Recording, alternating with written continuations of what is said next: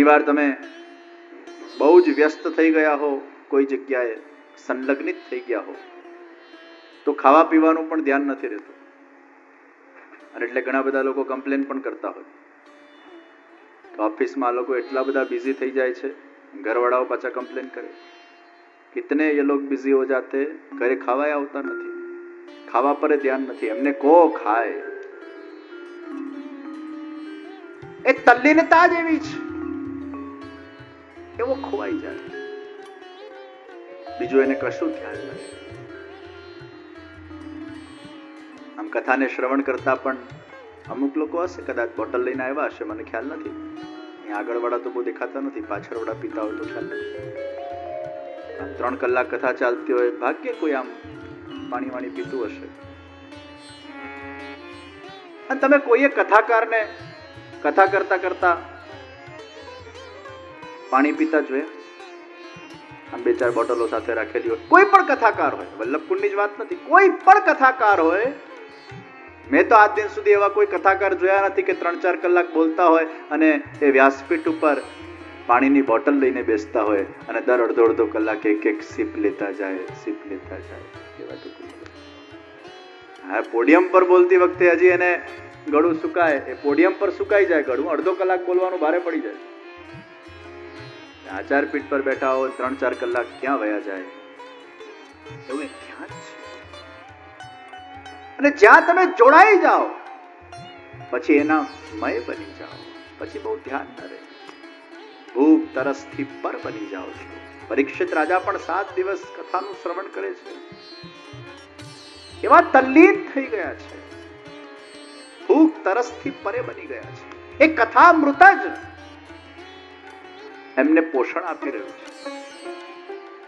वो कथामृत ही उनका जल बन गया, कथामृत ही उनका भोजन बन गया.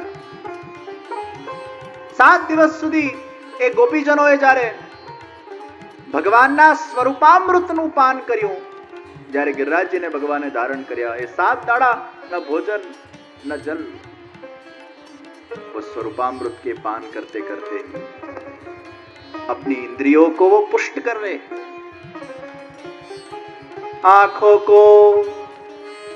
आंखों से भगवान को पीना उसे दर्शन कहते हैं,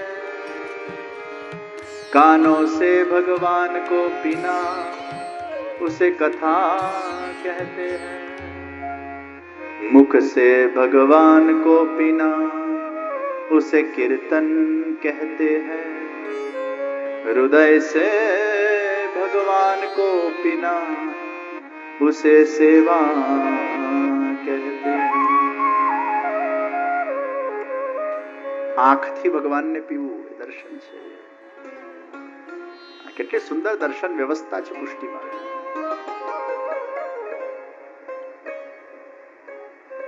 તમે આંખ વડે ભગવાનના દર્શન કરો, ચરણારવિંદથી લઈને મુખારવિંદ સુધી.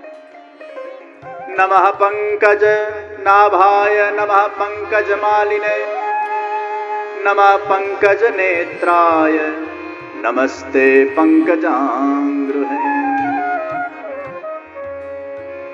ભગવાનના પ્રત્યેક અંગ એક કમળના સમા શોભાયમાન થઈ રહ્યા છે. ચરણ કમલ, મુખ કમલ, હૃદય કમલ, નખ કમલ, નેત્ર કમલ, હસ્ત કમલ, નાભી કમલ.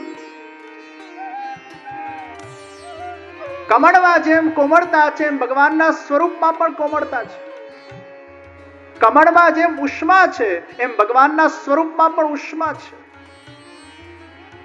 કમળ તીક્ષ્ણ છે, ભગવાનના ફીચર્સ પણ તીક્ષ્ણ છે. અને આંખને બંધ કરો પછી ખોલો, બંધ કરો પછી ખોલો, એ સ્વરૂપામૃતનું પાન થઈ રહ્યું છે. જેવો ભાવ હશે એવા ભગવાન દેખાશે, અને જેવા ભગવાન દેખાશે એ જ ભગવાન આપણા મનમાં આસીન થશે. સિનેમાના અંદર પ્રોજેક્ટરના માધ્યમથી દ્રશ્યને ફેંકવામાં આવે અને પછી દૃશ્ય સામે દેખાય અને પછી રિબાઉન્સ તમારા નેત્રમાંથી તમારા મનમાં આવે. એમ તમારા ભાવરૂપી પ્રોજેક્ટરના માધ્યમથી તમે એ આંખના માધ્યમથી એ દૃશ્યને ફેંકો છો. જેવો તમારો ભાવરૂપી પ્રોજેક્ટર હશે એવું સામે સ્ક્રીન પર દૃશ્ય દેખાશે. અને એ ભાવરૂપી પ્રોજેક્ટરના માધ્યમથી જે સામે તમે દૃશ્ય જોયું એ જ રિબાઉન્સ થઈને પાછું પુનઃ તમારા મનમાં આવે છે. નેત્રથી એ ભગવાનના સ્વરૂપનું પાન થાય છે.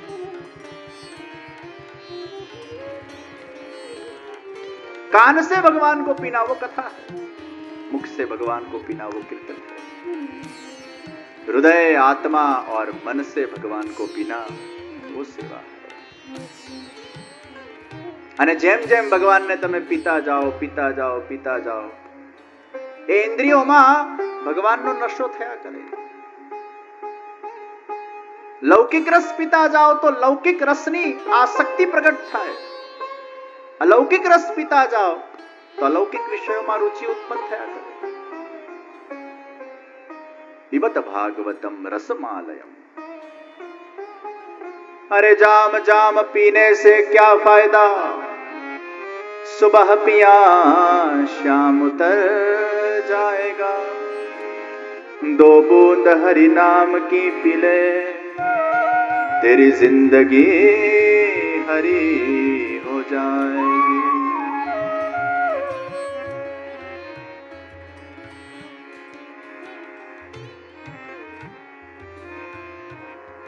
તો ભગવત કથાને કરતા અને કથાને શ્રવણ કરતા ભાગ્યે ભૂખ તરસ કોઈને લાગતી હોય એનાથી એ પર બની જાય છે. જ્યાં જોડાયા એ બની ગયા.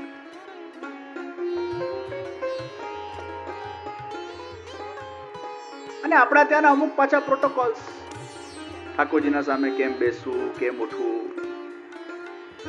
કથામાં કેમ બેસવું, ભગવાનના દર્શન કરવા જઈને પછી આમ ફોલ્ડ હેન્ડ કરીને બેસીએ ના ચાલે. હમણાં ચાલે, ઠાકોરજીના સામે આમ અદબ પાડીને, એટલે એમાં એવું લાગે કે આપણે ઇગોઇસ્ટિક છે. ઠાકોરજીના સામે આપણા બે હાથ આમ જોડીને રાખીએ એ આપણું એક દીનતા છે. ઠાકોરજીને પીઠ ન કરાય, લાંબા ટાંટિયા કરીને ઠાકોરજીને સામે ન બેસાય. પછી ભગવાન સામે હોય ને આપણે ખાયા કરીએ પિયા કરીએ એ ન ચાલે.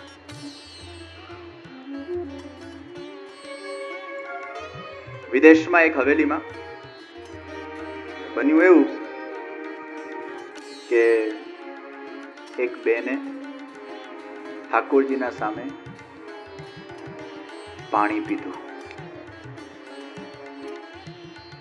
પછી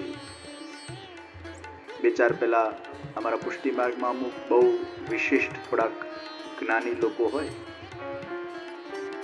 એ લોકોના પ્રેઝન્ટેશનમાં કઠોરતા બહુ હોય, સીધો ઘાંટો જ પાડે. ભગવાનના સામે પાણી ના પીવાય. પેલી એવી ગભરાઈ, એવી ગભરાઈ, એવી ગભરાઈ. એના હસબન્ડ પાછા પત્રકાર, એટલે એ પત્રકારે પેપરમાં છાપ્યું, પુષ્ટિ માર્ગની હવેલીના અંદર ભગવાનના સામે પાણી પીવું પાપ.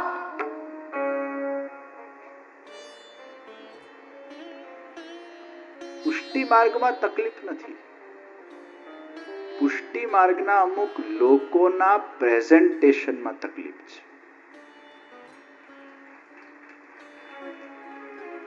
એવા સામેવાળાને ગભરાઈ જાય, ગભરાવી નાખે. અને પાછા એવા ગભરાવે છે મેં બહુ મોટો કોઈ અપરાધ કરી નાખ્યો, બહુ મોટી કોઈ ભૂલ કરી નાખ્યો,